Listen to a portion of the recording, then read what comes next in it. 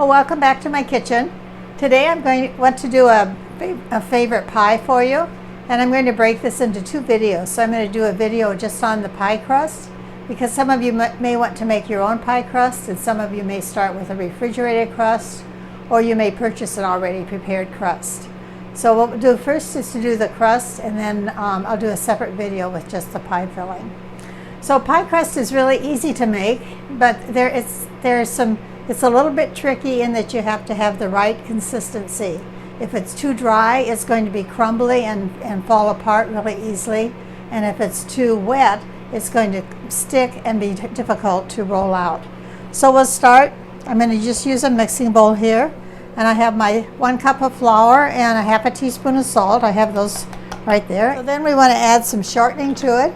And for shortening, I'm using today a combination of a Crisco type of shortening and butter. I like to use a combination like that. We used to use lard for all of the pie crusts, but in general, probably a lot of people don't use lard today or don't even keep it on hand. I do see it in the store, so I know it's available. But butter with a little bit of shortening makes a nice crust, and it gives a little bit of a buttery flavor to it. So I'm going to just use a pastry blender here, and this just has many little wires that are like many knives, and it just cuts into it. You can also use a couple of knives to mix in the shortening with the flour. You want it to get it into crumbly pieces.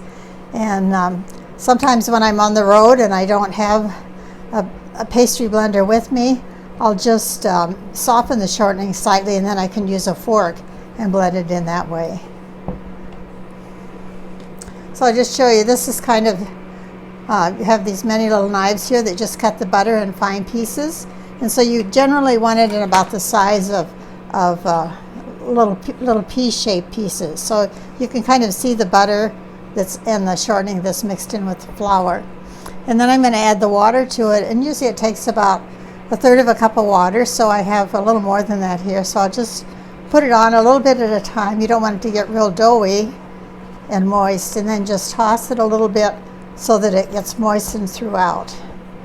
And like I said, the key to easy pastry is to have the right amount of moisture in it.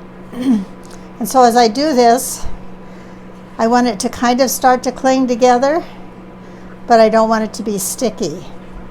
So this is getting really close. It's kind of forming into a ball, and but there's still a few crumbs in the bottom. So we'll put just a tiny bit more flour in and pick up the pieces. And I think this should form together in a ball really well.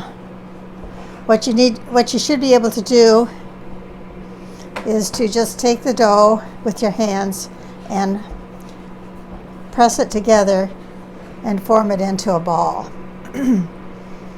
So I'll just pick up the last of the flour mixture in the bottom of the dish.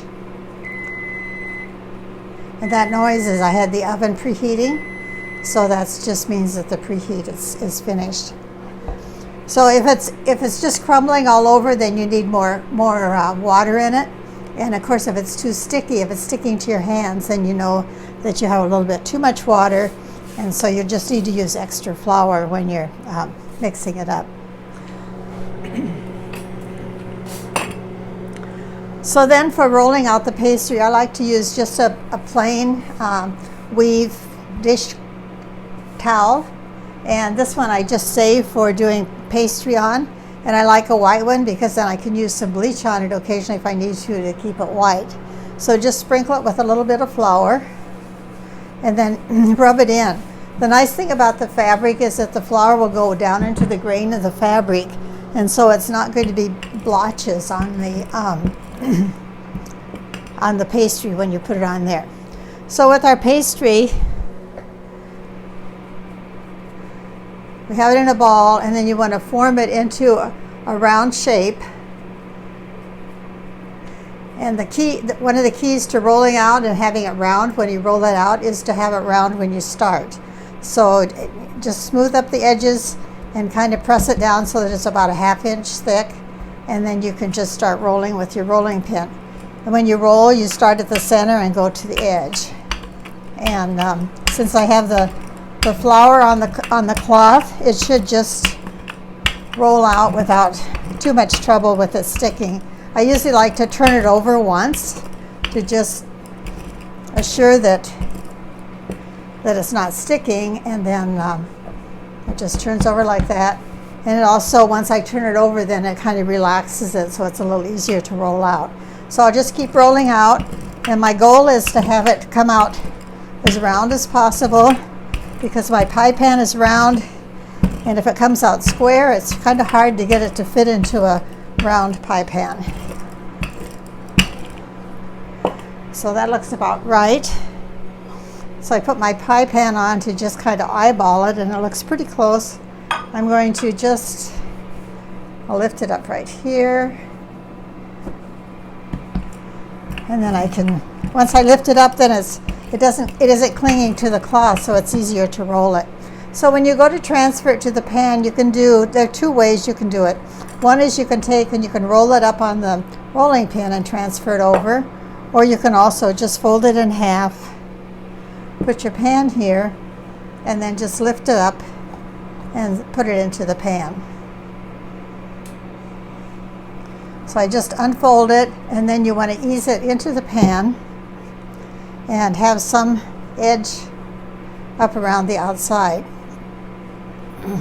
What I like to do is some places like here, it's just right at the edge, and then I have some extra here. So I like to have my edge have about the same amount of pastry. So I'm going to just do a little trimming here. And let me find this is a little bit wider spot, so I'll do a little patching here. And so I've got a spot here, and so we'll just put this over here. Now if you're doing a 2-crust pie, with this pie, this is a 1-crust, so I'm going to have a little bit hanging over because I want it to make the stand-up edge. So I'm going to just fold this under and stand it up. If I'm making a 2-crust pie, then the bottom one I'll trim off even with the edge of the pie, and then the second crust I'll have it extend over about 1 inch.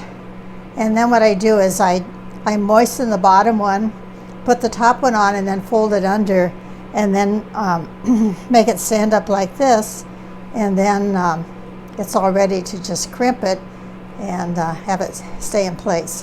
One of these days I'll make a 2-crust pie and can see it. I don't make too many 2-crust pies because I either make 1-crust pies or I make streusel toppings on pies, since I have a granddaughter that likes pies with streusel toppings. So now I'm ready to crimp the edge, and there are several ways you can crimp it. The easiest one for me is just to pinch it.